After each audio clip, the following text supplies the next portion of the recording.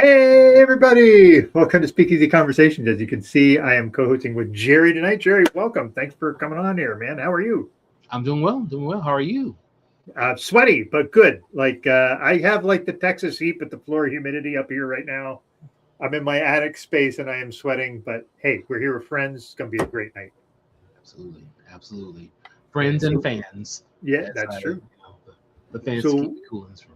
So what are you drinking? What's in your glass there, sir? Right now, I am drinking high quality H2O because I just gotten back from Smith's Brewing and a couple of other places to actually pick up some beer to go. So, of course, going there, you're like, you want to sip of this? You want to sip of that? I'm like, oh, yeah, cool. Hey, what's going on, Daniel? And, of course, a sip of this and a sip of that leads to a lot more than a sip. And you're like, okay, some H2O will work very well. Yeah, hey, we're all for drinking what you like on this show. So, especially if you went to Smittix, how's that opening been? You were there for the opening, or at least soon after the opening. How has that been? It's been great. It's been great. I'm so happy that he is open.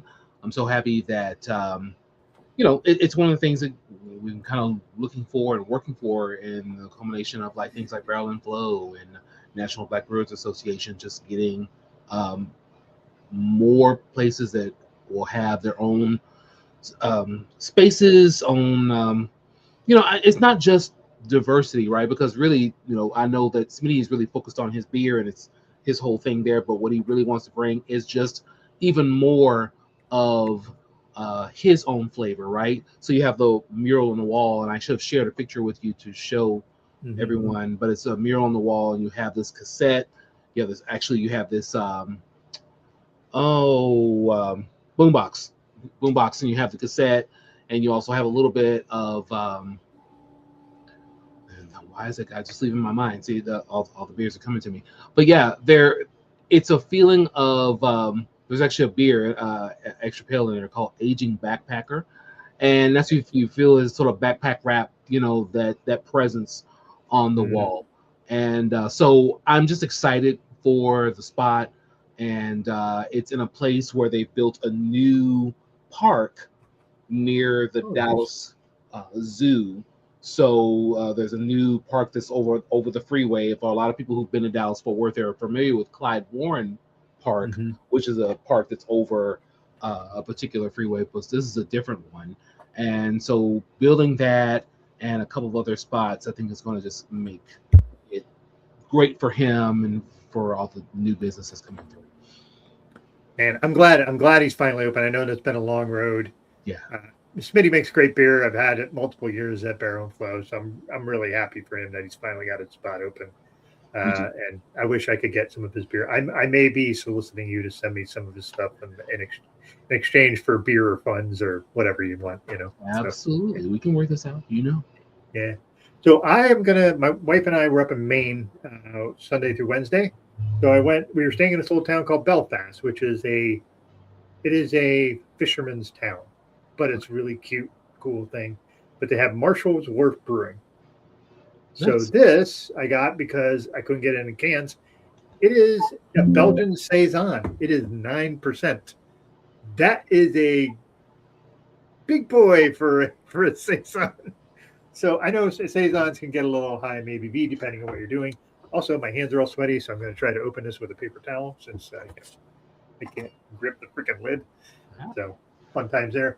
But I had this at the brewery. I just remember being excellent, but I brought some home.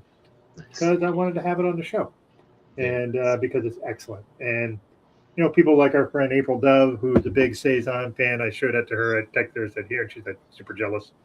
But there we go. Look lovely. Oh, catch that! That head is wonderful. What's that? The head is wonderful. Well, I tend to pour aggressively because I want that. Yeah, absolutely. That is just so freaking good. That sounds good. It almost has like a Belgian blonde taste to it. Mm-hmm. Like it's almost got a little sweetness to it. It's delicious. It's super drinkable. The problem is it's 9%. Like it's something you feel is like 4%. So like it's very easy to drink really fast. Yeah. So Jeff said he wants that aging backpacker. So yes, get your butt over there, Jeff. I know Jeff will be over soon. I know a lot of things opening on his side of town as well, new places and stuff like that. So we will connect. Yeah. I think we got the Doug and Jerry, Ben and Jerry's rivals. I don't think so. But I don't know. Thank you, JG. Although ice cream would work right now. At least something just cool, popsicles, anything. It's hot out there. So my question is, it is for the past 3 days been. Today it was actually 100 at my house. That is extremely hot for upstate New York. Sure. What was the temperature in Texas? I want to say we were in the upper 90s. We weren't in 100. Now our heat index was probably in the triple digits for sure. And tomorrow we may at least kiss 100 if we don't, as far as the actual temperatures go. Yeah. So I feel like we're used to it. I mean, in Texas, I've always said there's only 2 seasons, hot and hotter. And so we're in the hotter phase, and as Dale Hansen, one of the meteorologists here, said, the gates of hell are opening and you're getting that hot wind as we expect. Yeah. Are they opening because Mitch McConnell might be dead? Maybe. We don't know. But yeah. I'll take that one. You don't got to say anything on that. Well, long as with the kids read Bible verses for school, I don't know what's going on with that, but yeah, that's okay. That's a whole other thing. Yeah, I'll keep that one to myself on that. But I feel like I'm getting Texas heat and Florida humidity right now, so I'm getting like the double whammy. It's not pleasant. I am a person. Go ahead, Jerry. Sorry. No, I was going to say I apologize. I know for where you are, that's really not typical at all. Gosh. No. Yeah. We get humidity up here quite a bit. Like for a lot of the summer, we're in like 80 to 90% humidity. We're not like the South, but when you're at like 90% humidity and it's 95 to 100 degrees and our heat index is like 110, I don't even want to venture outside to like it's 10. Just Absolutely. Not great. Absolutely. So, yeah. But anyway, this freaking beer, I was like, Daniel said something about I didn't get a 60. I would not get a 64-ounce growler because I would have had that all on this show, and I'm not sure I could have finished. So it's really super delicious and tasty. You know how sometimes when you have a blonde or a Belgian, like triple even, where it's like super high ABV but so drinkable, you're just like, man, I could drink a lot of these, and that's going to get me in trouble. It's true. That's where this is. So yeah. But otherwise, what's going on with like Modern Brews and Beats here before we start getting to our guests? What's going on there? Rocking and rolling.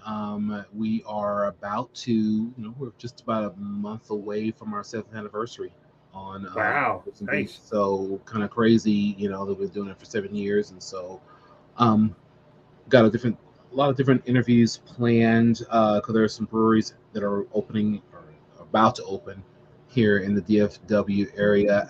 You'll hear our interview with Smittix because we did a 2-part interview. Well, we did a 2-part show, right, on Cash Money and No Limit Records. So yeah, I saw that. Forgive me, I didn't like neither of those labels.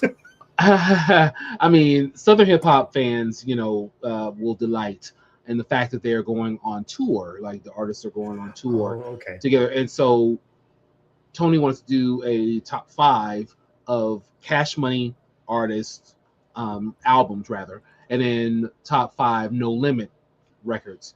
And so we just did the No Limit one. And so when that drops next week, you will also hear from Smitty of Smitty's Brewing. And you'll also learn a little bit more. I don't know if everyone knows about Smitty's music, but on Bandcamp, he actually goes by the moniker Infamous, Kid Infamous, rather.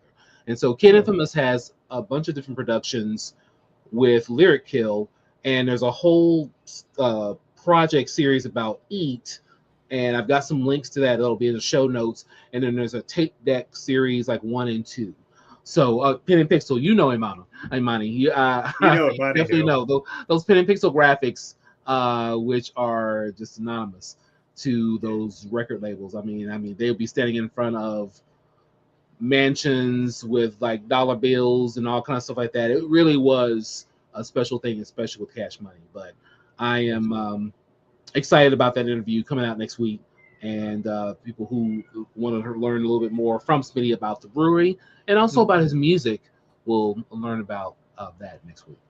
Yeah, I know you also had Dave Bracey from Barrel and Flow on recently. Yes, that was a great interview. That was fun.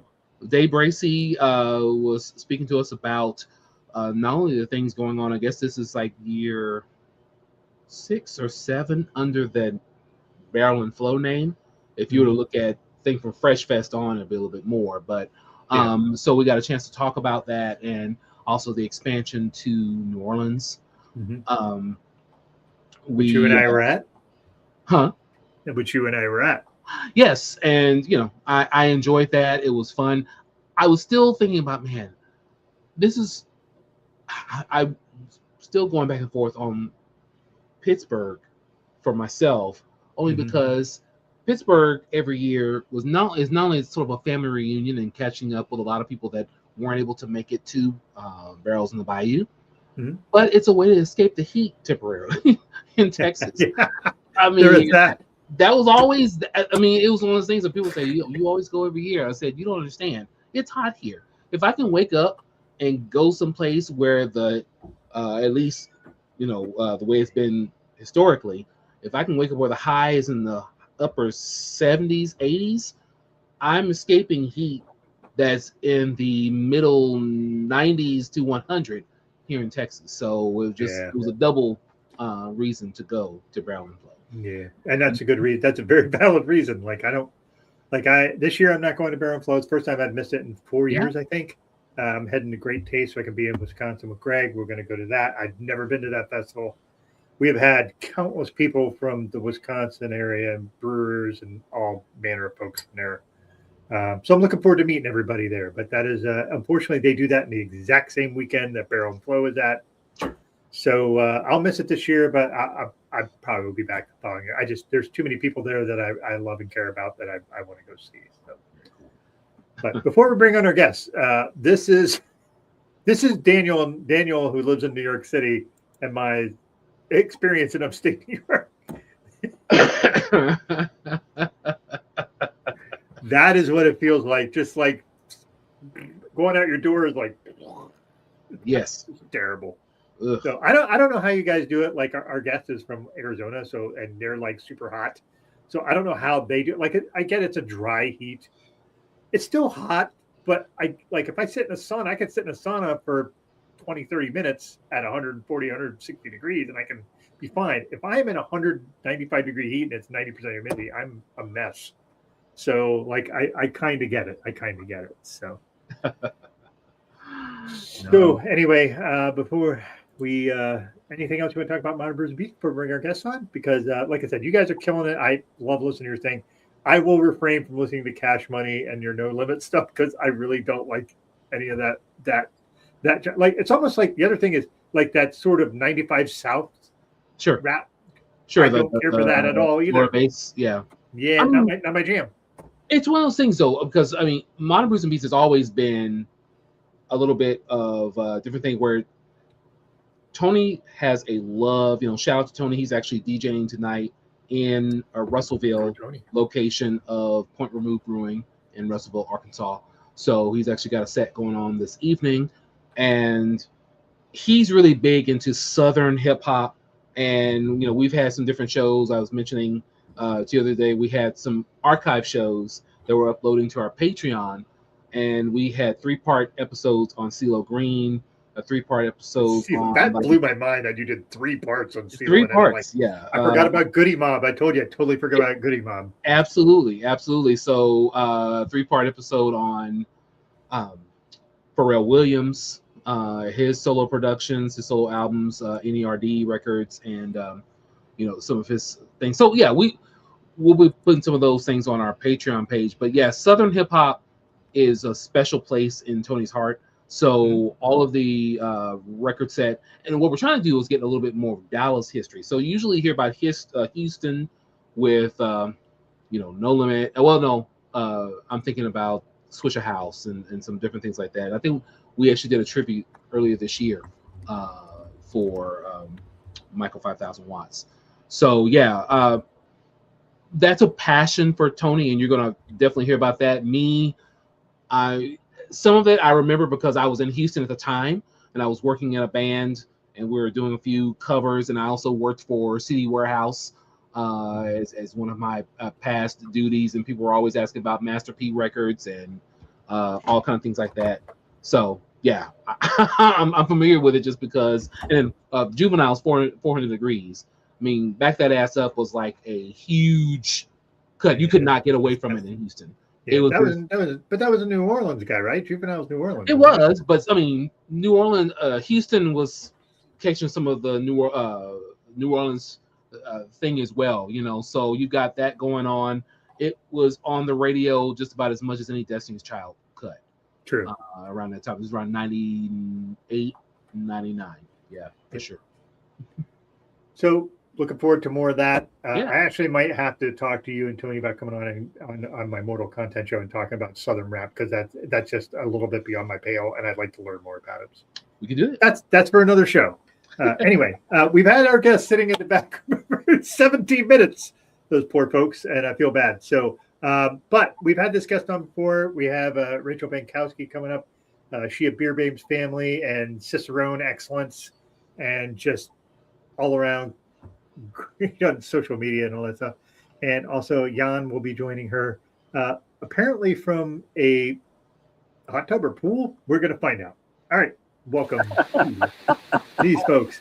Hey, Rachel and Jan, how are you guys? Hi. Oh, just dandy. Is it a hot tub or a pool? Because it looks like a jacuzzi. It's a jacuzzi attached to a pool, but it's not heated, so it's not a hot tub. Except we are in Arizona, so it's already hot. It's already hot. Yeah. Is it cool? Is it hot by the fact that you're in a hot climate, or? I mean, the water feels nice. The water is nice. The water is cooler than the air, so that is what matters, I suppose. Right. So, but then I asked Jerry what his temperature was. What's the temperature there compared? Because right now we're all hot, so let's just figure out like what the temperature is. It was 109 a couple days ago. Yeah, I mean that's like normal temperature for us this time of the year. Yeah. But as you mentioned earlier, it's a dry heat, which does actually make a difference. I'm from the Midwest. Jan is from Florida, so we understand what humidity is, and a dry heat makes a very significant difference. I will take 110 in Arizona over 85 in Florida any day of the week. Yeah. So I told you this when we were in pre-production. Yeah. The second time we had a guest at a pool. I don't know. We're house sitting for a friend right now. They are actually back in Milwaukee, and their doggos might make an appearance at some point.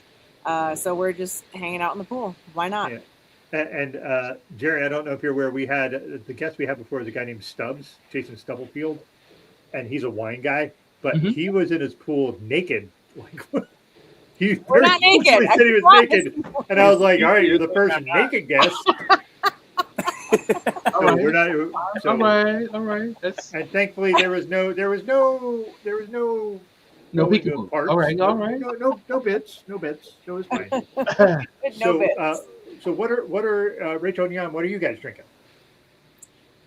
We're drinking champagne tonight. Oh, the champagne of beers. Absolutely. Indeed. Yes, we are. Hey, you know what? That's the thing is like, so we all have the beer that is not a micro beer or some. Is that yours? Is that both of yours? Like you go, that's my go-to macro beer? Is that what you like? It is my go-to. Any bar I ever walk into, I order a High Life and a Fernet. Oh man, you are a Fernet. Jesus. Yeah. That is like the French Malort. Why are you doing this? The Italian Malort. It's Italian. Okay, sorry. Yeah. I just it's got very polarizing. Complex, actually. You just got to give it a shot. It's not my favorite thing. No, she hates it. She does it anyway. I prefer Malort over Fernet. That's crazy work. Shocker. Yeah, he's leaving. Right, see you, Doug. Oh. I wish we had some to shoot with you. That would be awesome if we did. I did that on a show once, and a couple of our friends from Chicago was here, and I thought they were going to have an orgasm watching me have that drink on the show. It was really funny. Daniel Fisher from New York City. That is actually, it's got a name. It's called a Furlort. A Furlort? Oh. Yeah. I mean, I would try it. It's a named shot.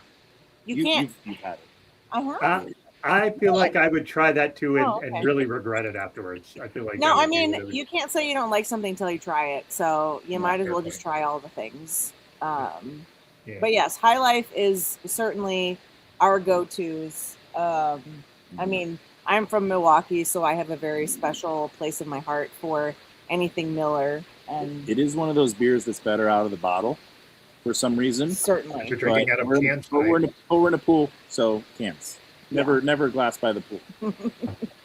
Jerry, what's your macro beer if you're going to drink a macro beer? What's yours? Because mine is Labatt's. Of all the things, it's Labatt's. Oh, perfect. I love Labatt's. Okay. Absolutely. Okay. Yes. Very cool. Banquet. Coors Banquet. Nice. Coors Banquet. Nice. We all have one, right? Just the one you just go. That's my number 2. Yeah. So if you go to like a bar and there's nothing, it's like, all right, at least I can have that. You know what I mean? Yep. Yeah. A place is either going to have a Coors Banquet or a High Life. You're safe with either of those two things for sure. Agreed. Yeah. I used to like MGD, and then that just kind of lost its. And then I just Labatt's these days. Yeah, not so much anymore. So, but yeah, Labatt's is where it's at for me. So, anyway, let's talk Beer Babes family because. Yes, I love that you're wearing the shirt. I appreciate it. It's very drenched right now, just for the record. It's like sticking to my shoulders. So I'm sorry. I wish that I could push wind your way because being in a give us your talk about Beer Babes family because that was actually how I think you and I kind of met, if I remember correctly. So give us a little bit more because I've actually met Roxanne, the person who you started this with, in Middletown, New York, for a Beer Babes release. So talk about Beer Babes family and what it does, and then that way we can start there. For those who don't know, I think most of our folks know, but let's just make sure everybody knows. Yeah, sure. So the Beer Babes family, we are a nonprofit organization in the United States and also in Canada. And what we do is we raise money for business grants that we give once per year to women in the beer industry that are trying to improve their beer businesses. And the primary way that we raise money for those grants is we do collaboration beer releases with breweries throughout North America. They kick back a portion of the proceeds of the sales of our fundraiser beer, which is called Babe Brew. It's consistent across the board. We pool all that money together. And then at the end of the year, we give one business grant in Canada and one business grant in the United States. Yeah, we love that. We talk about it in the show, and Jerry's talked about it too, is just the underrepresentation of marginalized groups in brewing. Sure. Or alcohol in general, whether it be distilling or wine or whatever. Absolutely. So doing that is a real boon for those who need the opportunity. So kudos to you folks for doing that. You guys combined a lot of collabs. How many collabs do you do? It's quite a few. We're busy. We're less busy this year than we were last year. To be completely transparent, my business partner Roxy, she is front of house. I am back of house, as I like to describe it. So she knows the exact amount of collabs, who it's with, all of that per year. I am just making an educated guess right now that it is approximately 45 collaborations this year in 2026. Last year we had about 10 more, so 55, 56 collaborations. So yes, we're quite busy. We can't be in all of the places, but we are fortunate in that we have created communities all throughout the larger cities in the United States and in Canada. And so we have folks that can go to these releases, can go to the brew days, can represent us, and still, cultivate those communities and get folks involved and, apply for the grants and, just share the love. Yeah. Jerry? Yeah. So I became familiar with Beer Babes. There was a collaboration that you did with Celestial Beer Works here in Dallas. Yes. And that was my first experience, just seeing the name and seeing her learning about the organization. Uh-huh. And it was funny because I was there with some friends and I said, okay, I'm not aware of Beer Babes, but this beer is good. And I was. Were you? I'm curious. Were you there on the day of the release? No. Okay. This was afterwards, and so okay. Because I was there and I was like, oh my gosh, I missed you then, because I was in Dallas for that release event. But thank you for showing up afterwards. That means a lot. Well, Celestial does a fantastic job of amplifying the various events and different things that they're doing. Yes. I think my pocketbook just at that time the money went bye, and so when I came back in, I said, I want some of that beer, and I saw the color. I said, it's really juicy. It was a beautiful color. Yes, it was the delicious beer, and I was upset that I unfortunately did not leave with a 4-pack, and I said, I'm gonna go back and get a 4-pack, and they were all gone. I said, that's a bummer. That was my fault. Yeah. I'm curious. So how? And I've been. Apologize if some of this was a little bit answered before, but how do you go about choosing the breweries you're going to work with to do your things? So it's a lot simpler than people think. Okay. It's whoever wants to work with us that has a good representation in the community for being inclusive and being aware and wanting to create community and admiration for each other and all the things that we do. So the main way that we find breweries is either we reach out to them or they reach out to us. And that's really it. For the most part, it seems like our mission either resonates with people or it doesn't. And that's fine either way. So, folks either are interested in working with us or they're not. And it's all good. Yeah. Very cool. Yeah. I wasn't sure if you went to local state guilds, and I'm thinking Texas Association, or my podcast. I'm here in Texas, and my podcast partner is in Arkansas. So I wouldn't sure if you talk to some of the guilds to see, hey, there are some different people who are looking for, people we can partner with to do those things. So that's good to know.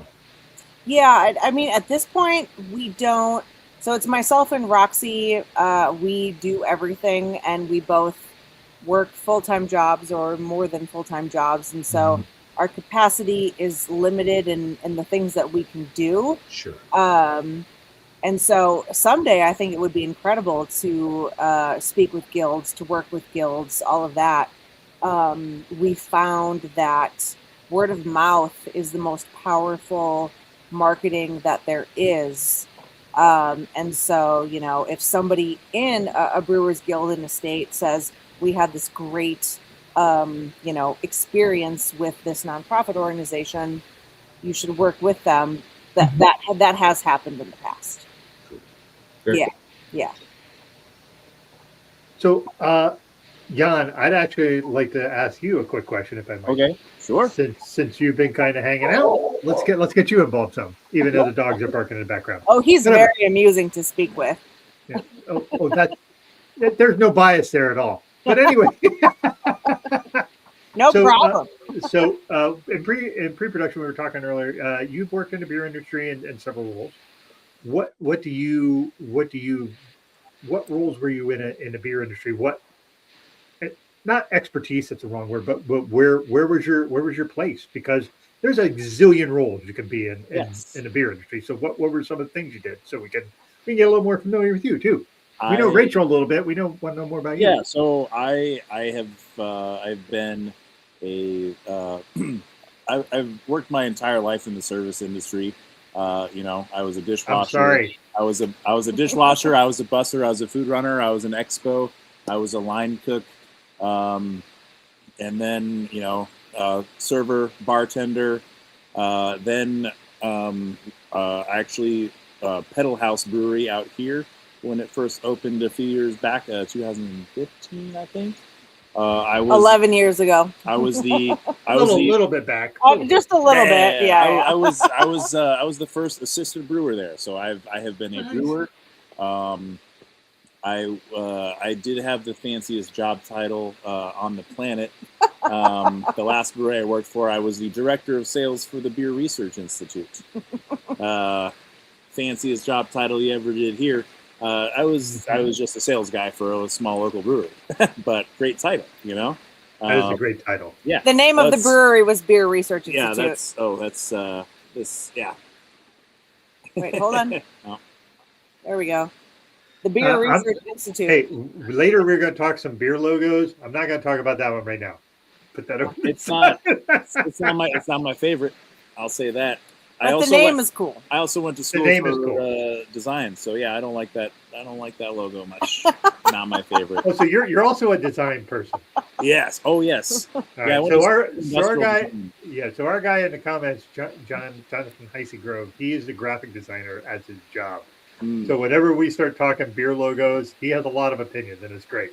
Oh yes, I usually keep them to myself. But we're not going to allow that tonight. You don't get to be like, yeah, blah blah blah. No, I will. You're gonna have opinion tonight. I did want to harken back a bit earlier with what Jerry was speaking to. I am absolutely a no limit soldier.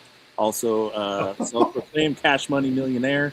Big fan of Jermaine Dupri. That's my guy.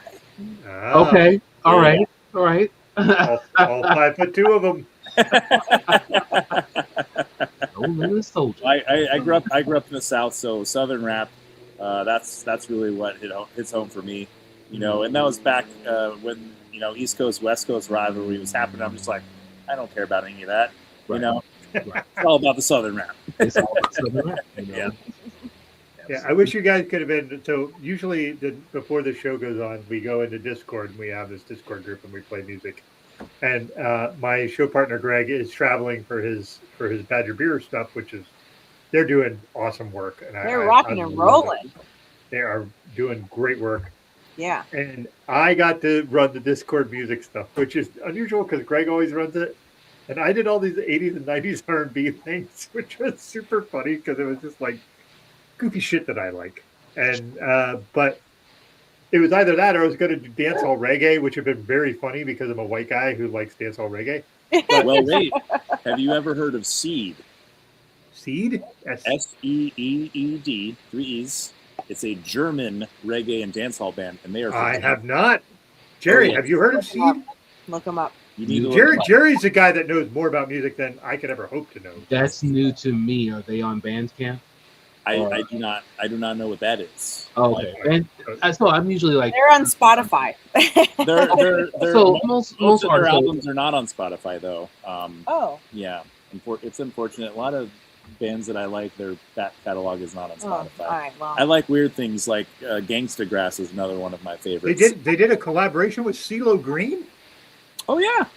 Gangsta Grass. Holy shit! Gangsta Grass. Jerry, I feel like you need to be listening from 2010, Jerry. I know you did a CeeLo Green after 3.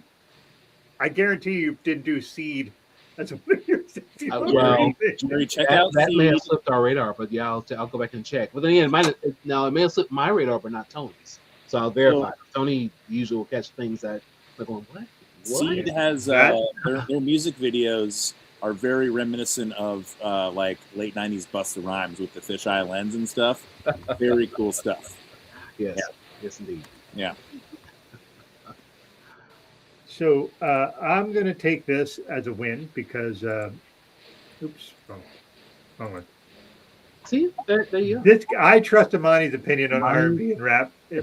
He was like, I was busting out stuff. He said, Doug's in the pocket tonight. I was like, oh, as a white guy, I'm assuming that's good, right? That's good. Like, I don't know why Doug is playing be out of pocket. Game. Doug knows what's up. Doug knows the music. The thing is so background of like when I was in high school, I grew up in super rural Pennsylvania. I mean, my town I grew up in was 400 people, 400, all white,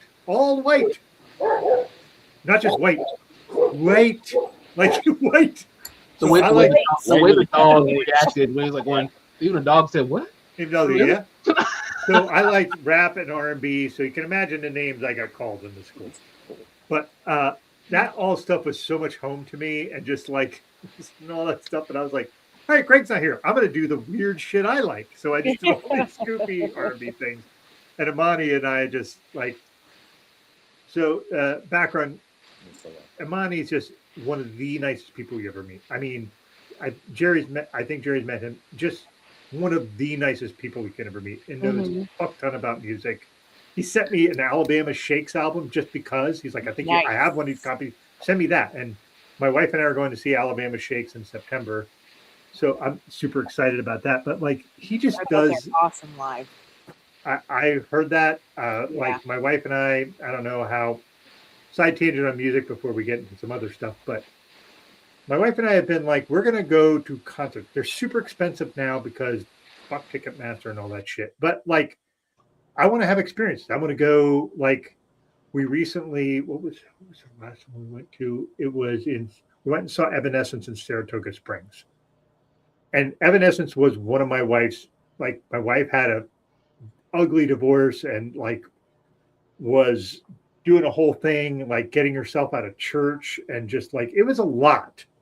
So it was like, I took her to see Tool because that was one of them. And I took her to see Evanescence, and we saw Alanis Morissette, and all these things that were like instrumental in her kind of figuring her life path out of all of that, all the fundamental Christian stuff, like just like, I mean, when I say fundamental Christian stuff, I mean really aggressive stuff.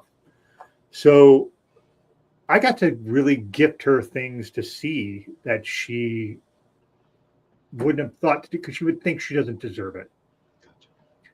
Thanks all that upbringing stuff. But like it's great when you can just go and experience a live thing and just really enjoy it. Like, you know, I know, Jerry, you're very much into music and you're very much into live experiences too. And I don't know how Rachel and Jan, how are you guys about that? But like, I just really enjoy doing that. Like, one of the things we got to see two things that I really wanted to see. I got to see Tears for Fears live. That's an 80s music thing. They're awesome. Love one. It's just great live. I heard so much music of theirs I've never heard. And all the classics, of course. I got to hear Sowing the Seeds of Love, which made me cry because 5 years ago I had a heart attack, and I'm like, I could have not been here for that. I could have not been here to hear that. So just shit like that. And then my wife and I went to Flushing, New York to see Disclosure, which Disclosure is a band my wife didn't know much about them at all. And there was a part where they were doing this song and people were just jumping up and down, and the whole place was moving. And I remember afterwards, my wife was like, my first thought was, can all this support them jumping? Because my wife said, my wife is a bit of a shit's going to go wrong, so I need to be prepared kind of person. And I am not that person. Yeah. I am shit's going to be fine. And she's just like, everything's doing terrible. You got to balance yourselves out, you know. And we do. Yeah. But after that, she just was like, that was one of the coolest experiences. It's like, everybody was just moving at the same time. Mm-hmm. So how do you guys? Again, we're getting a feel from what we were originally talking. This is the fun of the show. Like, what do you guys do as far as music, concerts? How do you feel about how all that works? What do you guys do? One of my favorite things is I have a friend who is a local artist, and he has been opening for some awesome acts lately. Epic. Yeah. His name is KT Gibson. Check him out. He's awesome. You can find him wherever you find your music. But he's been opening for artists like Exhibit and Tech Nine, E40, and my favorite thing about it is I go to a bar where I know he's going to be at when I know the show is coming up. We know where to find him. Yeah, Nice. and I hand him cash money, and he hands me physical tickets, no fees, no nothing. He hands me real ass tickets. Yeah. For real ass money, and it's days. awesome. And he's such a gem. He's actually, man, he does a lot for the local community here in Tempe. Specifically, he does a lot of community work. Everyone knows him, everyone loves him. He's a pretty solid rapper too, and he's just a really cool guy. And we really like going to his shows because it's always a blast. We know where the after party's at, you know. We see people that we know there. Yeah, it's community. It's awesome. And the fact that he's just opening for just cool, you know. Tech Nine, I love Tech Nine. I used to be one of the top 0.01% listeners on Spotify of Tech Nine. So yeah, but yeah, E40 he opened for recently as well. Exhibit Mickey Avalon. A few times. That was funny. No, those are fun shows. But yeah, that's what we've been doing, like live music mostly, honestly. No, certainly most recently. Yeah. Yes. We're sticking with, the people in the community supporting the homies. Yeah, that we know. Yeah. I can respect that for sure. Tech Nine, Kansas City. Technina. Yeah. Just want to make sure we're talking about the same one. Okay, very cool. Yeah, isn't E40 thinks he's one of the top 10 rappers ever? Didn't we talk about in a private chat there, Jerry? Wait, say it again. Top. Hello! Oh, hey, Allo! Hey. I know that guy. We know this motherfucker. Sorry to interrupt, Jerry. The stories that we have with Allo, you guys don't even want to know. Oh, I do, but maybe we need to keep that off. In Atlanta, Georgia last year, we got lit up with Allo. He's one of my most wonderful good friends. Cool. Big fan. Very cool. Yeah, it's true. Wait, this is how you do it, right? Yeah. I want to apologize ahead of time because once this guy enters the chat, you're not going to get rid of him, and it's going to be nuts. It's Zach Rosenberg. Listen, put some mozzarella.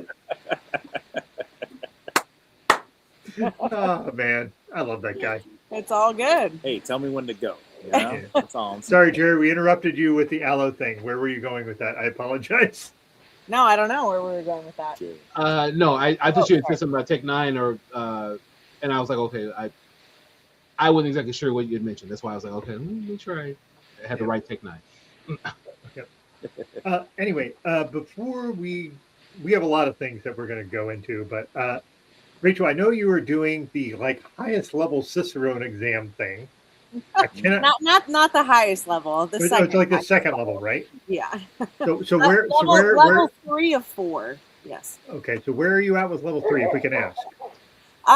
So it's been a journey to that's our friend's dogs. Please. That's okay. Jerry has cats that mingle. They're doing their thing. Good. Absolutely. They're fighting over a ball right now. No, it's been a journey. I started studying for the level 3 2.5 years ago. I've taken the written exam twice. I've taken the tasting exam once. And I'm taking the tasting exam again in 2 weeks. Oh. You need a cumulative score of 80% between your written and your tasting exam. Okay. And I am less than 2 points away from meeting that 80%. Yeah. And the written exam is truly the most arduous thing I have ever pursued. I have a master's degree in Egyptology. I have written a 250-page thesis, of which I had to present to my thesis board and all of the things. This is so much more difficult than any of that. Wow. And, which is cool. It's good. It's great, right? Like, what a privilege that I have to be able to pursue this because I fucking want to. Like, what? That's insane. Right. So all of that to say that I hope in 2 weeks, when I retake the tasting exam, that I can recoup that 1.5 and pass and become the 4th person in Arizona and the first woman in Arizona to have this accolade. We're all rooting for you. And hey, I just want to say one thing, Jan. Being there, just being like, you are supporting this. This is what you should do when you have a partner. He's very supportive. Oh, This is the point. This is how you do things. I gotta tell you, it's quite arduous. I have to drink beer. He has to help me with my blind tasting. Yeah. So he purchases the beer. He sets it out for me. He's like, what is this, and this? And then he gets to drink the beer. So terrible. It's terrible job. It's rough. Yes. No, hey, you're downplaying this, Rachel. Do not. Jan is supporting you. No, This is great. This is what we should be doing as men to support your partner, whoever your partner. No, is. I'm certainly being facetious. I'm being facetious. But she's literally the best at anything she does. Because I think we get the sense of that every time we talk to Rachel. She just says, "I got this goal," and she fucking nails the shit out of it. Oh yeah, yep, absolutely. Well, we'll see. We'll see if I can pull it off. You know? Got this. She's killing the game. She's gonna continue to murder it. Yeah. Well, yeah. I can't stop now.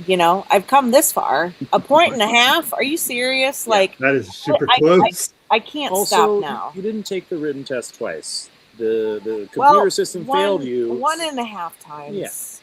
Yeah. It's a long story, but yeah. Yeah. It's still one attempt, one official attempt. No, the first time I took the written exam, I ran into a technical failure.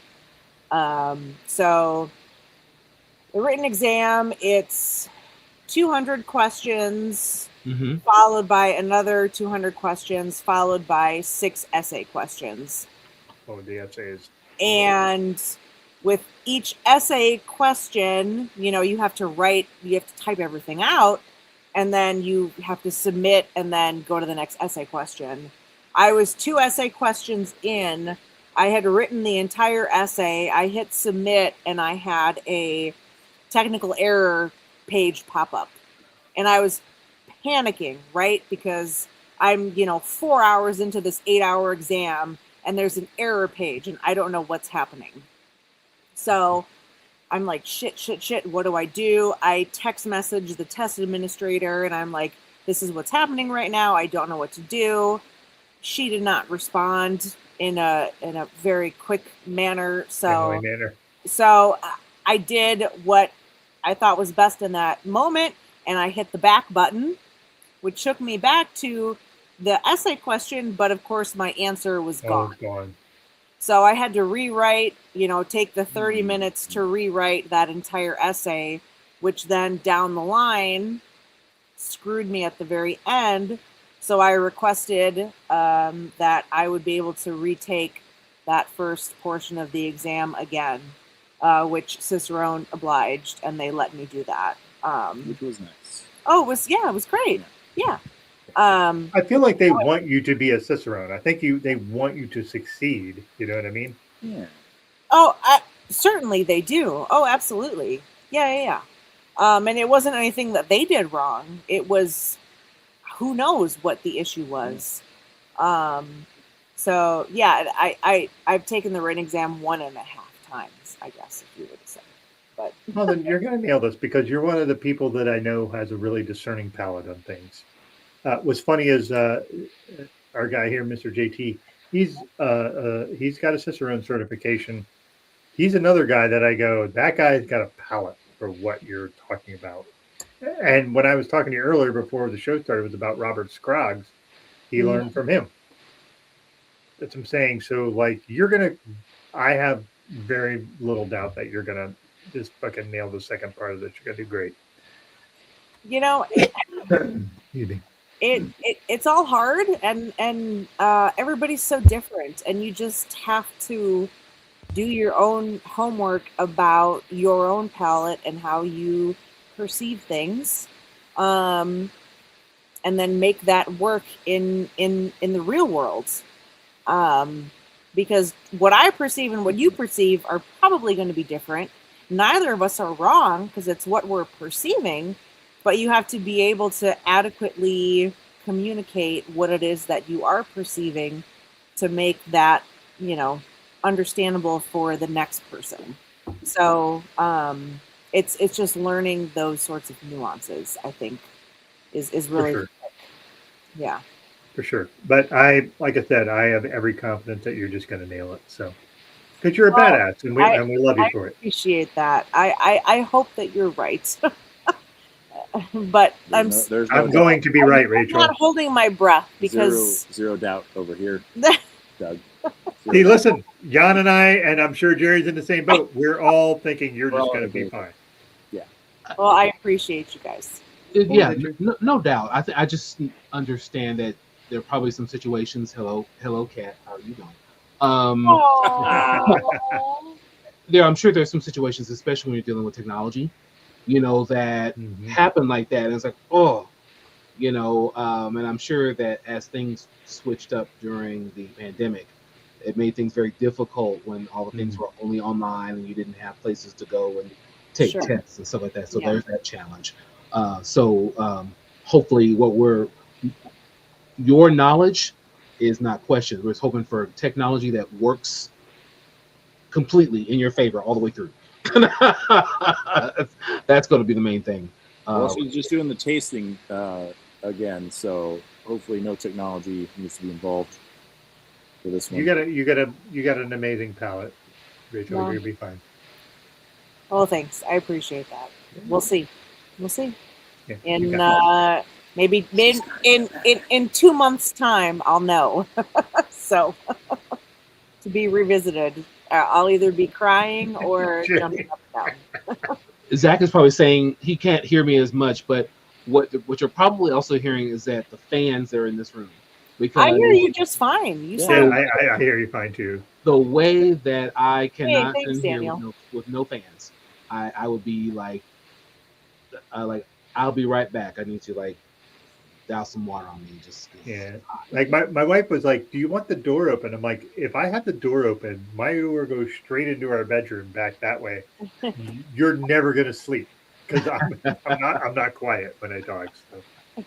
So and otherwise I could have had the fan going. So I had the fan just. I just had my fan just sucking all the hot air out as much as it could. So yeah, it's fine.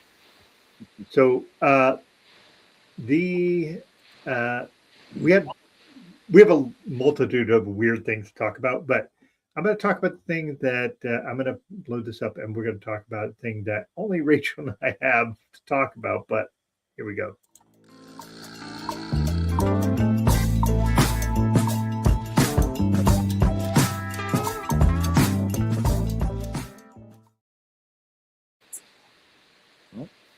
Yes. All right, Rachel, you first. Yeah. So I've been watching this. He's like, yeah, you have been watching this show. No, I have been watching this show. Yeah, Blown Away. So it's a glass blowing show. And it's showcasing artists from all over the world. And they come to, I think it's in Philadelphia somewhere. and they're competing in various glass blowing competitions where they have to execute, a certain shape or a certain style or a certain, I don't know, like you have to make a tree or, a flower or whatever. And it's just really fascinating.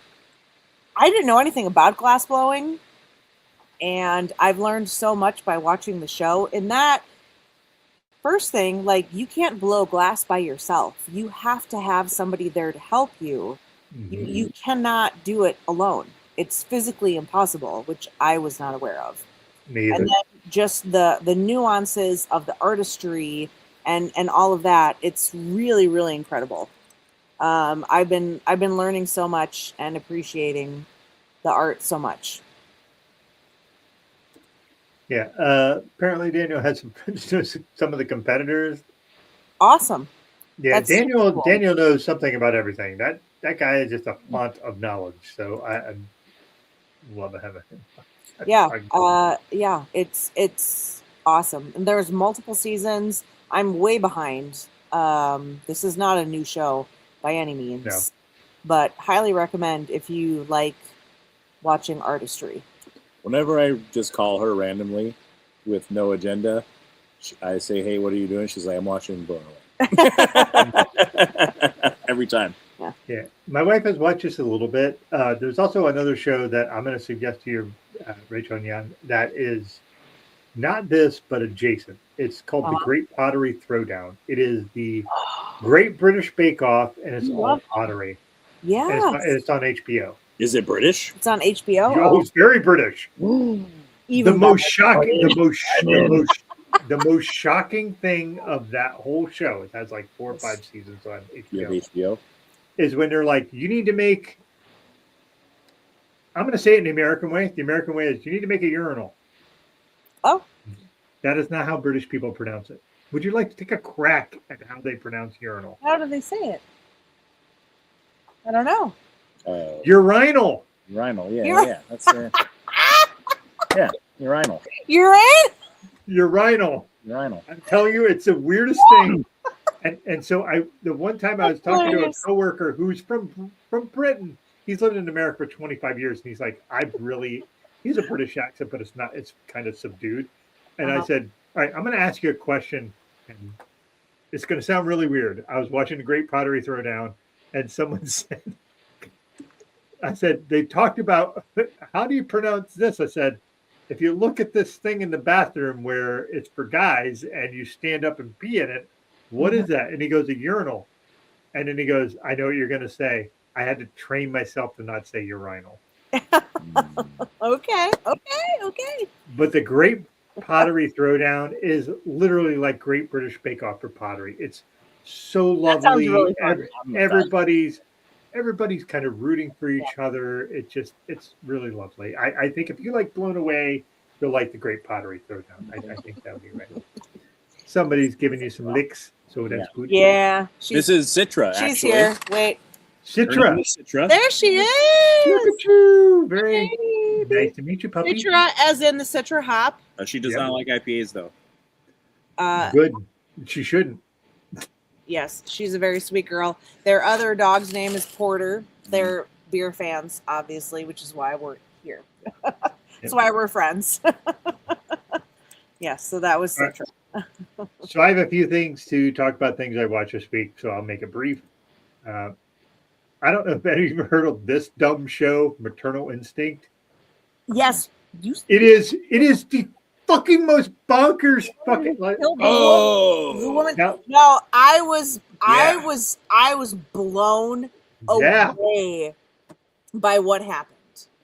Yes. I didn't think that was going to happen, and I was Me like, either. No, she didn't. Yeah. Blown away. Listen, I do a show with my friend Renee where we talk about cults, and we watch some cults? Really fucked up stuff.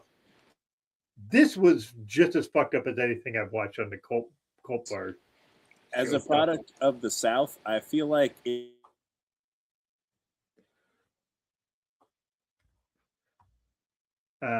Rachel and Jan, you kind of froze up. Jerry, did it freeze up for you too? Yes. Yeah, okay. Give it a second. Maybe they need to kind of reset, but that's okay. As a product of the South, we'll remember that as a product. That was where it conked out for me too. I'm going to tell you, Jerry, if you want to watch something, just be like, "This is so fucked up." Yeah. Watch this. Like I can't explain to you how fucked up it is because I don't want to ruin it for anybody who wants to watch it. Yeah, I'll definitely check it out. I mean, it is so beyond fucked up. Like I said, I watch a lot of fucked up stuff for the cult show. This is just as fucked up as anything I've ever watched. So Rachel and Jan dropped off, so hopefully they'll pop back in here. Sure. The next thing I watched a few movies. This was 28 years later, The Bone Temple. I'd love to hear your thoughts. I'd heard a lot of things decent. Listen, a lot of people love these 28 days, 28 years movies. I think they're fine. They're good. They're not great. I will say Ralph Fiennes playing the guy that's the main character, he is unbelievable. He's unbelievably good in this. It's good, not great. For me. Everybody has their own opinions. I'm just telling you, I think that it's good, not great. This fucking, however, I cannot suggest to you to watch this more than I can possibly suggest. Have you ever heard of this movie, Jerry? Yes, I have. I remember seeing the trailer on YouTube, and I was like, "Oh, this looks interesting." It is. All right, so I'm going to give you a comparison, and it's going to sound weird. It is. Did you ever see Everything Everywhere All at Once? I have not, and it's a film I need to watch. I don't know why I haven't seen it yet. It's just once the thing kind of went away of how popular it was, I was going to go watch it, and it just kind of went away. So, no, I'm telling you, please watch Everything Everywhere All at Once. It's one of the best movies of the past 5 years. I just absolutely love that movie. This is like Everything Everywhere All at Once, but without the crying parts. Like there's parts in Everything Everywhere All at Once where it's like, oh my God. Apparently, Rachel said that they had a complete power outage where they are. So okay, all right. That makes things difficult in the podcasting sphere. So I'm just going to tell her if you can hop on, great. If you can't, no worries. So this is so much fun. Sam Worthington is just unbelievable. This movie. He's great in everything he's in. He's like the Walter Scoggins or whatever, of just regular dudes. I don't know how to explain him. This movie is like Everything Everywhere All at Once. There's a weird futuristic part to it, but Walton Goggins, whatever. Yeah. This movie, I can't recommend it enough. It's so much fun. And there's an ending that you don't expect. Just super fun. I like I said, that movie I would love more people to see. I watched it on a bit of a lark. I was like, okay, so yeah, so that is something that I can collectively say I think everybody would really enjoy. So, Jerry, we have. What's an album we need to listen to? Go, because we have the guest is hopefully coming back, but let's go there. Sure. So there is something that there are a couple things I shared with you is a band which is really two people have come together and made this group called East West Honey, right? And East West Honey is actually house DJ, singer, rapper Lyric Jones working with this 3-piece band called Wake the Wild out of LA. And East West Honey is their R&B dance house adjacent project called Nothing Sweeter. Yeah, the album's called Nothing Sweeter, that I think is a very fun summer record. Only 6 tracks, so definitely EP length, but it's a nice little fun record. It's that thing you'd probably put on as you were getting prepared to go out for the evening.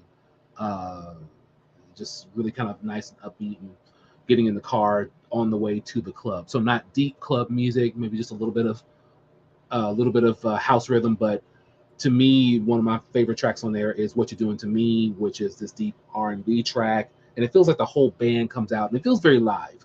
There's something about that cut that feels specifically live. And Lyric Jones has been around for a very long time doing her hip hop, but lately she's shifted and done a lot more house music, and so that's really where she's concentrating her efforts.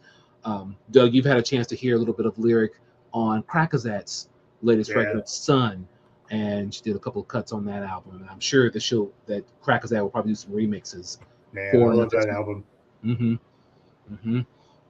So there's an album that came out last year that I didn't know about, but I just was turned on to a sample that the guy used on the record by an artist named Rashid, and it's Tour Myberg. I believe he's from France. I'm not certain if I'm pronouncing his name right, so forgive me if anyone knows the proper pronunciation of his name, but Tour Myberg.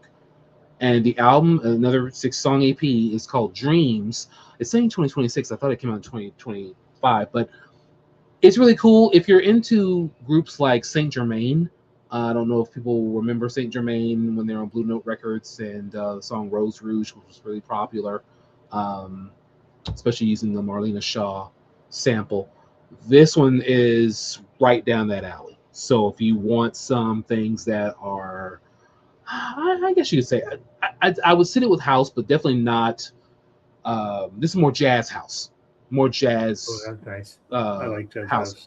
Where this is going. And so, yeah, especially that title track, Dreams, Feel Inside is using a sample from an artist named Rashid, who is the eldest son of Ronald Cool Bell from Kool and the Gang, who passed away.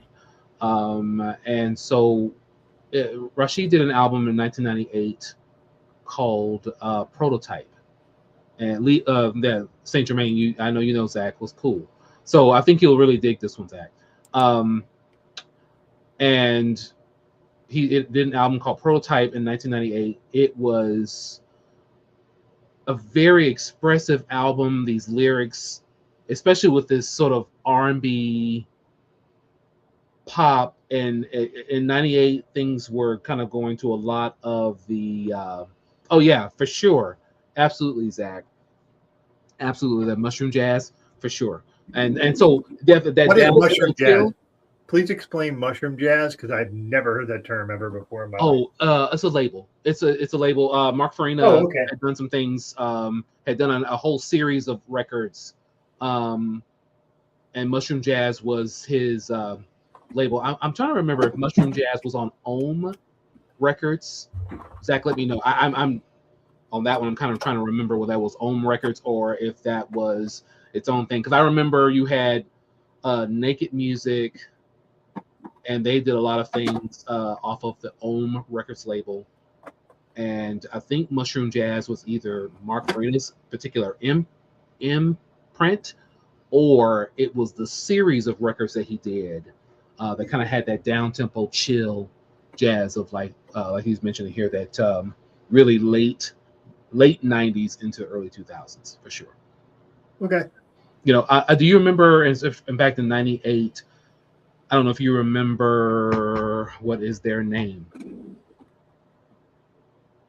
You got Kruder and Dorfmeister, and then you've got a record that around that period that was very, very popular, Peace Orchestra. Does that sound familiar to you, Doug, at all? Peace Orchestra? What was the name again? Peace Orchestra. No, I can't say I know that one. Okay, so a cut Shining is really cool with them. So I've got some things I can share with you on that. And with that said, we have Jan and Rachel back with us, who are now going to share their music. Hello. Sorry, we literally just had a complete power outage. That Yeah. was absolutely bizarre. Yeah. Everything shut off. It was weird. The whole house shut off, but now it's back on. We're back. All right, so let's Rachel, you said you were listening to this. Yes. Yeah. No, so Jan hates podcasts. I don't hate podcasts. Whoa. I've just never listened to them. Okay. Well, I don't hate them. Jan doesn't I listen see. to I podcasts. see. I love podcasts. No, They're so I first learned about James Sexton. It was on a different podcast that I was listening to, and I can't remember the name of that podcast right now. But I was so compelled by just the way that he talked about life experiences, and he's a very high-end divorce lawyer in New York City, and he has just a lot of really interesting experiences, different perspectives from dealing with all sorts of different kinds, right? And he just has a very engaging way of talking about life and people and friends and not even romantic relationships, but just being a human. And it's really compelling, at least for me. I find it to be very entertaining. And yeah, it's just really interesting to listen to. So that's what I've been listening to on podcasts, at least very recently. Yeah. I'm going to say that I'm going to pop in with another beer, which I've had my saison. I picked this up. It's a little late for Pride, but this is called Elegant Pride. It's never late for Pride. Uh-huh. Pride is 65. So this is from a place called Prison City Brewing, which is in Auburn, New York. Basically, it's a Grateful Dead Pride thing. Whatever. As a designer, that's pretty cool. Yeah. So listen, I'm Rachel will tell you I'm a giant label nerd. So if you can give me a good label, I'm probably going to buy it, even if I don't like the style. I'm not generally an IPA person. This is a straight up IPA, 6% with Mosaic. It's a hazy IPA hopped with Mosaic and finished on mango herbal tea and lemon zest. So that part I like. Yes. So tasty, good. So cheers to that. Yes. Definitely a change up from the saison. The saison was incredibly drinkable. This is more of a niche thing for me. So you switch as well. What is that?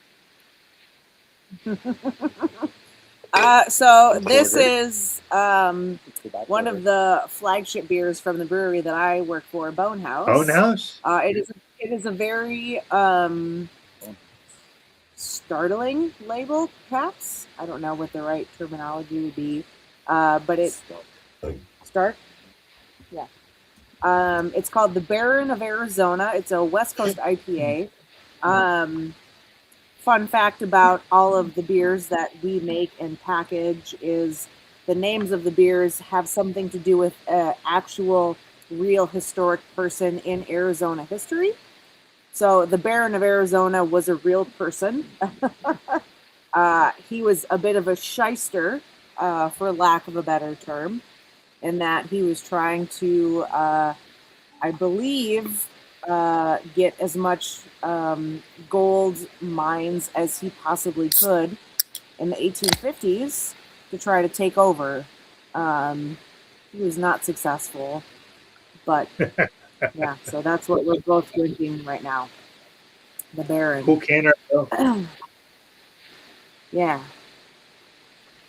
Yes. All right, so we have Better Call Sexton. I will say I've seen him in a few IG/TikTok videos. Hit or miss Yeah, for me. so he's For me. become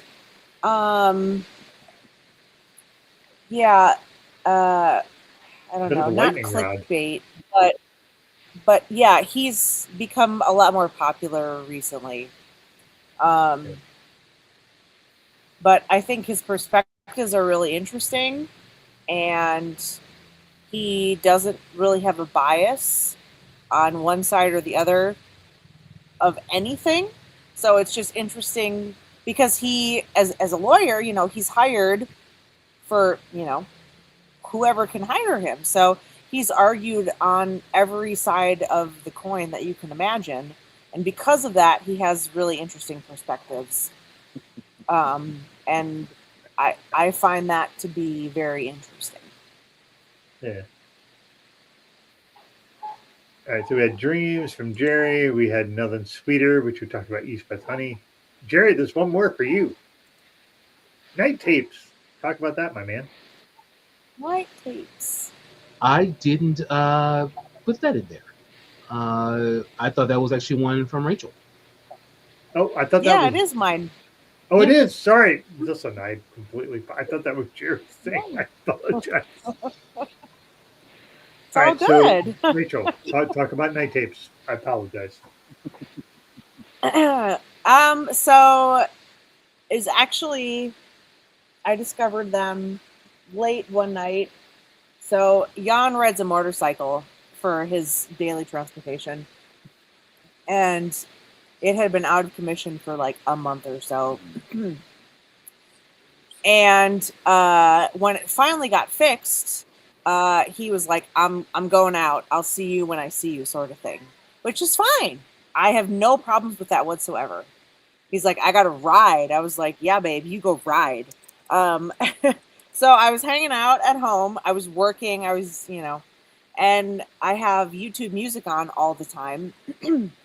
And this Night Tapes came on, and the song was so beautiful and like effervescent, for lack of a better term, like celestial. Just the woman who does the vocals, it's really, really beautiful. And I ended up listening to the song like on repeat for like 3 hours because I just couldn't get enough of it. And that was the start of my Night Tapes journey. And every other song that they have, I get the same sort of feelings from it. In my daily existence, I tend to just have music playing no matter what it is that I'm doing. Mm-hmm. And the music that I like to have in the background is something that's not like lyric heavy. I like very melodic, kind of, I don't even know how to describe it. Just like kind of like floaty music, I guess. Like I like lo-fi, things like that. And this band has those vibes, but there's a really beautiful vocal aspect to it that I really appreciate, that like adds another layer of depth to it. So I've been listening to them a lot lately. Yeah, that's good. Like, it's not something I've ever heard of, so now I'm going to investigate because I want to figure out how that sounds. You know what I mean? I mean, right, I think it's really pretty. Certainly it's not for everybody, but that's okay. This one I share with Jerry. House Call EP. This is a Shoke. I'm not sure how to pronounce it. This is like something if you just want to, it's basically house jazz. It's jazz house. So if you want to hear just something just to listen to and just while you're doing whatever you're doing around the house, driving. It does not have anything that is like, oh, well, you need to be really paying attention. It's just a nice background thing. Like it's only 5 songs, 18 minutes, but it's so good. It's really well done. So yeah, I really dig that. That sounds awesome. I'll have to look into that too. This is something Jerry and I have talked about this particular artist a few times. This is a young British guy, Dylan Naganda. This is his newest release. It is like something from the fucking 50s. Like he has so much soul and just, I wish I could give you something that makes it sound. I just adore his voice. He has a great voice, just the way the songs are constructed. It's just a really lovely 31 minutes of your life that you're just kind of like, Jesus Christ, that sounds like something from 50 years ago. It isn't. It's from something this year. That guy can sing his ass off, and he's super young. I just really look forward to seeing what he's going to do as he progresses, because it's just such a great album. Yeah, he's got a great voice, great tenor voice, soulful crooner vocal. Yeah. So we have like we're at an hour and 20 minutes, and we haven't gotten even to some of the really weird stuff. So if you guys are amenable, I would like to talk about some brewery logos. Are you guys down? Let's do it. Of course. All right. Let me pull this one. I will say that the brewery logos are ones that are local to me within an hour. Okay. And first one. JHG, I fully expect you to comment. This one is literally like 5 minutes from my house. Crooked Mouth Brewing out of Endicott, New York. What do you guys think of the logo? Just give me your general perspective on how the logo looks. Do you think it works? Do you not think it works? What works? Oh yeah, you have been there, Daniel, because I took you there. Daniel, yes, you've been there because I took you there. But anyway, we're going to talk about Rachel. Let's start with you. What do you think? Well, so immediately I'm assuming that somebody there has some sort of Celtic roots because of the knot design there. I'm not aware of wild hogs being in that part of the world. Perhaps I'm wrong. Not sure. I mean, if you're being literal, the hog obviously has a very crooked mouth. So I mean, that's cool. I don't hate it. I don't hate it at all. It makes me want to know more, I guess, and try a beer and see what the vibe is about and the people, and to learn, what motivates them to have this sort of art to represent them, I guess. I'd sent you one of their beers. I sent you the Melisandre. Which one? Which is a red ale. I sent you Melisandre, which is their red ale. I do remember this. They do not have a brewery label that they go around the can. They will fill a can for you. There was just some generic label and tell you it's Melisandre, this percentage, and it's a red ale, and that's what they'll send you. Nothing personalized about it. Jerry, what do you think? It's interesting how the bottom banner goes down and then up. Where you look at brewing, you see how it like the right side goes down, but the left side of it goes up, which is just interesting. I saw it. I was like, oh, I don't know if that's just to make it stand out or what. And the extra little, I don't know what the real term is, but curly cues around some of the letters, like the C and the M and the B, and on top of or at least on one part of the W in brewing, and also in the G. Just, I don't know. I don't know if that is something. It's sort of fascinating. Like I said, I don't know if I am standing here in the hate category, but it is. There were choices made here, and I'd love to know more about the choices of like, what is that about? What is their story? And I'm curious, is this like something that they actually have on cans, or are they a place that's just draft only? Doug?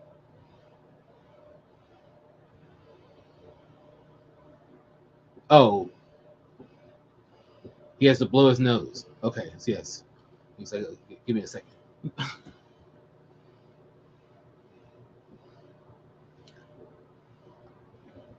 I'm sorry, Doug. I can't hear you.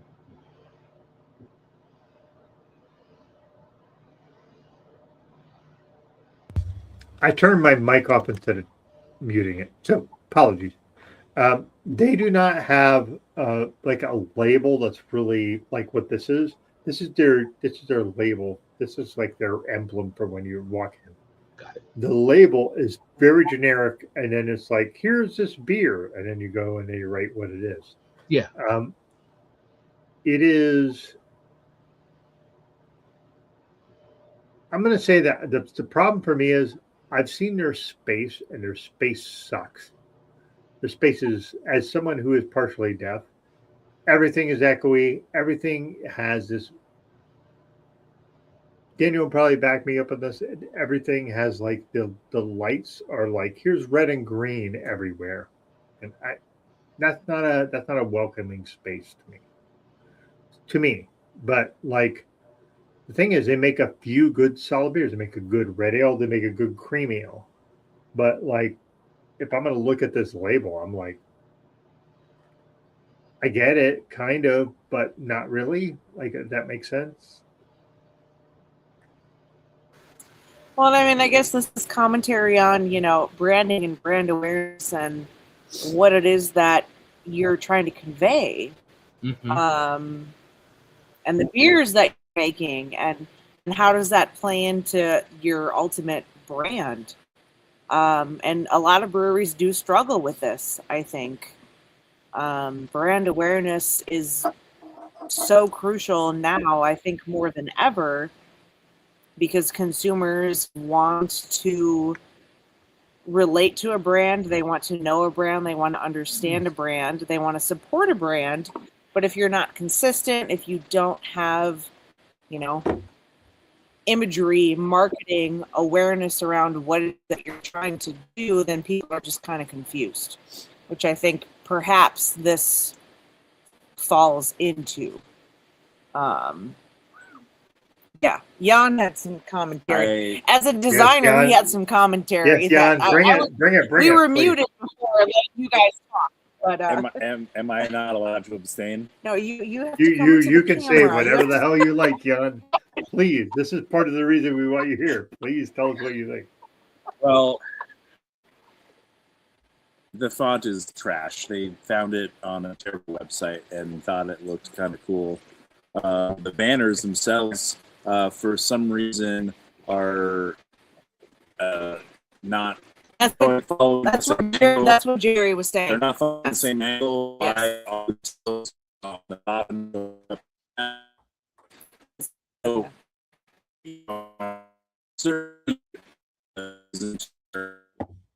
file that it's very it's not there's the inconsistency in between the words the not agree on the just none of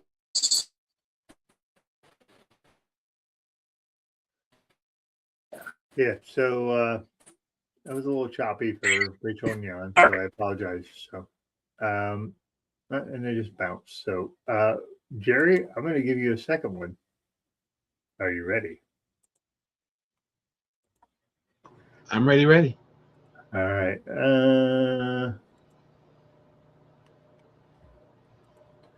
This I find interesting. So I'm gonna. Oh, they do cigarettes too. That's what it looks like, dude. I swear to you, that was the first thing I thought with what I looked. It's like, oh, they do Winston cigarettes, right? I mean, like, light them up. Yeah, it's definitely giving malt liquor. I can see that, Manny. It's oh my god. It's just personal best. I'm going to tell you this: that they had great beer there, just great beer. Their logo, I am just like, I'm not sure what you were going for there. I wouldn't even know that was a brewery. If you like say, well, hey, we're gonna go to personal best, I'm like, oh, okay, it's a self help type thing, or what are we doing?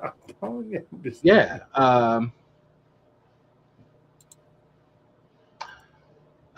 Yeah. I don't know why the best, all the letters are lowercase, and personal, they're all uppercase. Not certain what's going on there. All right. I write, Daniel. So Rachel, Ian, Jan, take a look at this. I mean, what are your first thoughts? Please take a look, because I'm curious what you guys think. Right. You guys are cutting out, so I apologize.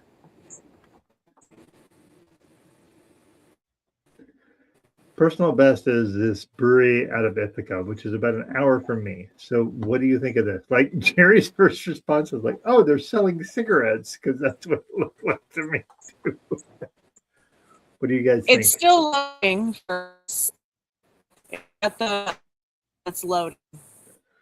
Also, cicadas just start screaming now, so apologies about that. Still trying to load. Oh, hold on. It's coming. It's coming. What NASCAR nice mirror is this? You're not wrong. It looks like a NASCAR symbol. Like I said, I will tell you, the beers I had at this place were fucking excellent. Just great beer. This logo, I just don't even know what to make of it. Like, personal looks like it does. All right. Apparently, they're having some real trouble there with the power. So, goodness, that stinks. But yeah, I'm hopeful they'll come back, because I have some emoji stuff, which usually I don't do unless Greg is here. Mm-hmm. But I'm glad you're. It is one of those things, like going, okay, that's just really interesting. That's a very interesting logo. It's like someone obviously was thinking about those cigarettes.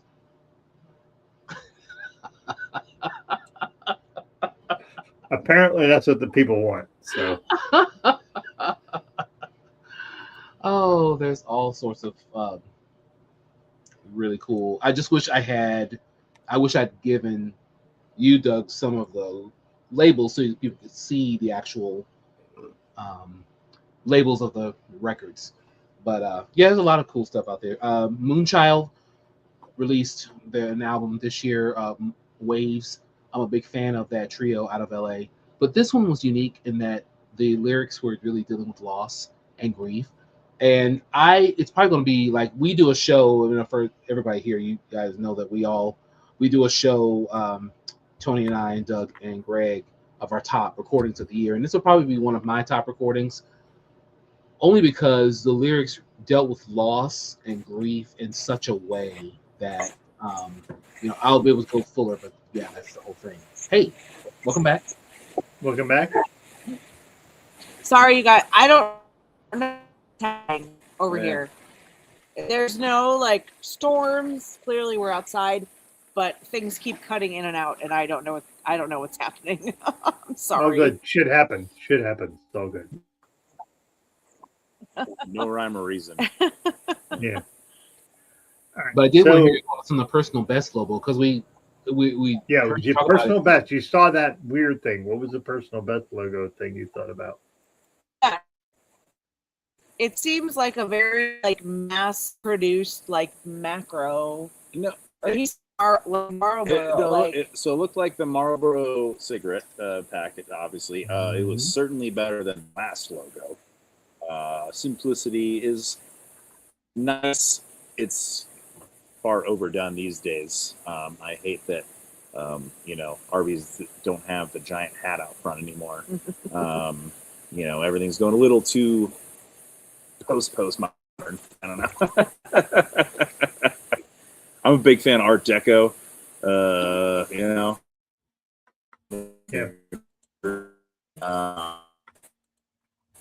But I didn't hate it.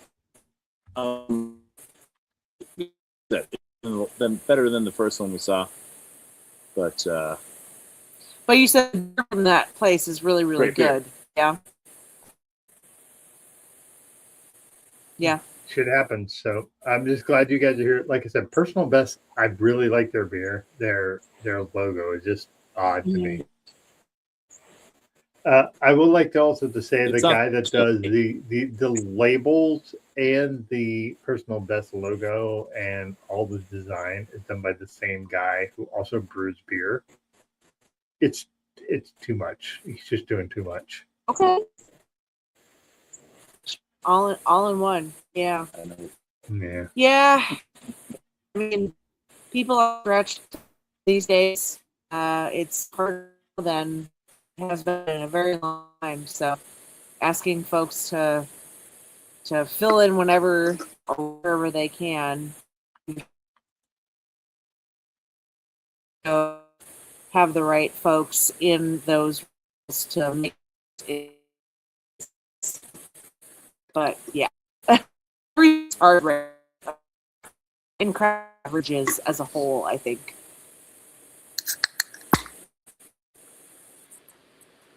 Okay.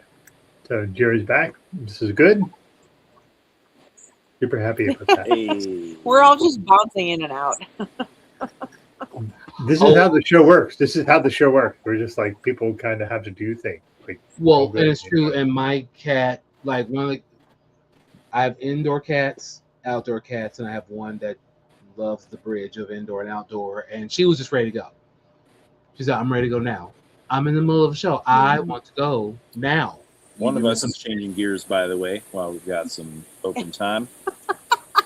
This is the White Claw, Wild West. baby. No laws. Ay, ay, ay. Ain't no laws. Wait, what's Yeah. it saying? For sure. You Ain't drink no what you laws like. when drink This is as the long thing. as- For our show, we always Yeah. like drink what you like. And it could be fucking White Claw. We don't give a shit. It could be water. Like Jerry was drinking water. That's all good. Like we just want people to drink what makes them happy. It's got a Water too? I have beverages She's a beverage because princess. I'm a lot. Yeah. It's that way when I'm driving too. I always have water, I have a caffeinated beverage, and a fruit beverage. Yes.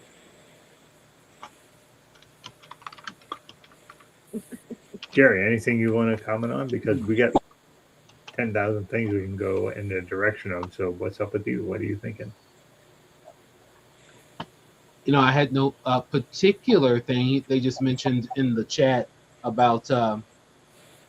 They said you can drink what you want, and Manny just mentioned as long as it's not Zimas. And I said, well, with Jolly Ranchers. Yeah. That.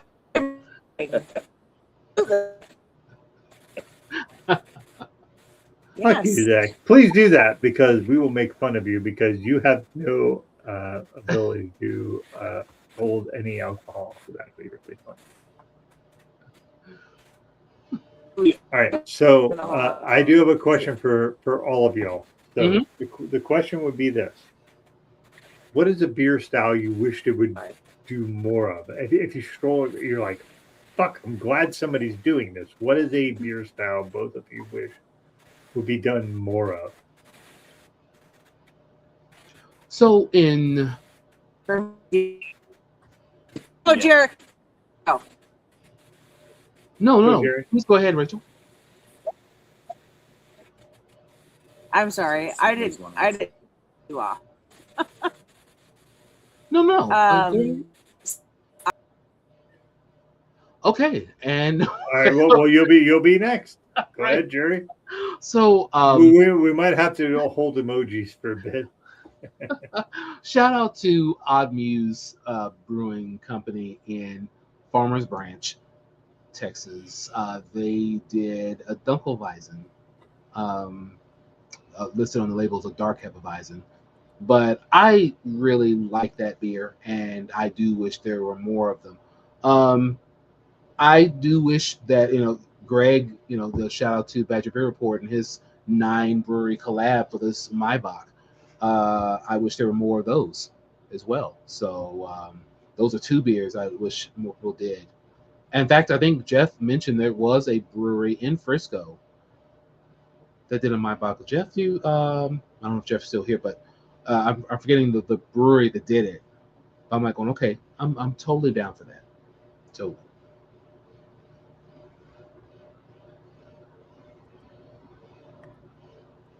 Zach said, "How dare you? How dare you?" Yeah. That's fair. That's fair. Yeah.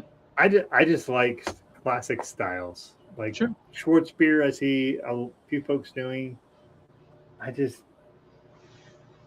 know. I really want simple styles, and I want them done well. Like if you're going to give me a style, that shit better be right on point. Like I don't like Kolsch as a beer style, but goddamn, I'm going to try it. Really? And you better nail it. This is not something I'm gonna order if I don't have to. So yeah, I don't know. I look at the way things are presented, and I just give me the really good style. If it's a Pilsner, nail that shit. If it's a porter, nail it. Like just give me that. You know what I mean? But when you say stout, do you want more adjuncted candy stouts, or are you talking about just a straight on Russian Imperial stout with less? As I get older, I want less. Gotcha. Like if you're gonna do some weird shit, like I'll give you an example. I have one in my fridge here. I'm not gonna drink it tonight. Sweet Baby Banana. Yeah. Chocolate peanut butter banana porter. Great. I'm terrified of this beer. I'm terrified of it because DuClaw does really good stuff, except goddamn, it's 6.2%. This thing should be a beast of 9 at least. So I'm really worried. So just give me the stuff that like makes sense. Like Sure. if it's a chocolate stout, great. Just give me that. I am really worried about that particular beer. Am I going to have it on the show? Absolutely, because yeah, I want to try that and have everybody try that goofy shit. But yeah, Like the stout that that's a porter, by the way. So yeah. the black chocolate stout that Brooklyn makes, right? Mm-hmm. Straight on Brooklyn. Mm-hmm. Oh yeah. So yeah. Rachel and Jan are just really having trouble, so I'm not sure we're going to be able to have them on for the rest of the show. Well, and it's okay. We had them on for a little bit. I'm really happy that we had them on. Absolutely. Jerry, anything else you want to chat about before we kind of wrap this up so that we're not just waiting on things? So yeah. Oh, you know what? I don't have anything. Same, Daniel. I really love that style, and we don't always get it down here in Texas. Yeah, there are a lot of Brooklyn good beers that we don't get as often, and I kind of hate that. It's high school. Maybe so. We'll never know. We'll never know. The world will never know. So, yeah. All right. Listen, Jerry, thanks so much for co-hosting. Absolutely. Super appreciate it, man. Really, just take care of yourself. And we'll be talking soon. I know we will. So absolutely. Yeah. Thank you, Please everybody check out Modern Brews and Beats. Please check out Rachel Benkowski and her stuff. Brews with Beerkowski is her handle on IG. You won't be disappointed. So yeah, it's good seeing you all. Take care of yourselves. Indeed. Cheers.